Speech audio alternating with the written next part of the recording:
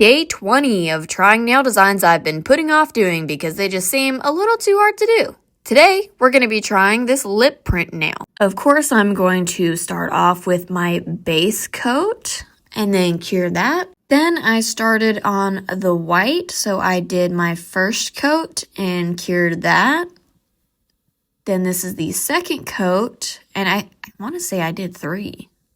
Yes, this is the third coat right here. Once that white was nice and opaque, I moved on to the design. So I got my palette out and I started to put various shades of pink and red on there, like, as if they were shades of lipstick. Then on a makeup sponge, I took a dotting tool in those different colors and I tried to draw like a lip shape on there.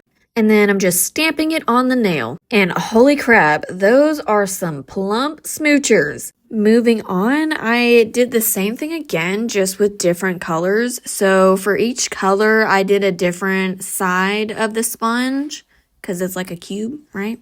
The reason that I decided to do this on, because I've seen different methods, but the reason that I decided to do this on a sponge is because I'm using gel polish, and I really don't want to put that on my skin unless I just want to speed run contact dermatitis. Anyways, again, I'm just stamping that on the nail, and the more that I stamp it, obviously the lighter the color is going to be, so that kind of gives good variation. But I thought it needed a little more, so I went in and did the same thing again with this really light, like baby pink shade. And unfortunately, when I started stamping this on the nail, it was very sheer and barely showed up, so it kind of gave more of a lip gloss effect, which is fine. So I thought I was done and I did my top coat, but I didn't really like how it looked. So what I ended up doing was going back over the lip prints with a dotting tool in whatever color I used. Does that make sense? I hope that makes sense. When I was finished going back over all the lips again, I took a clean makeup sponge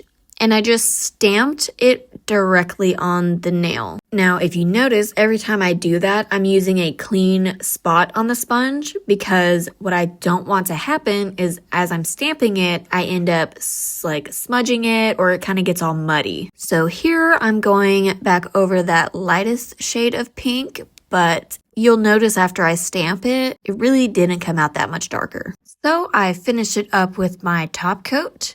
And here is the finished result, you guys. What do you think? How did I do?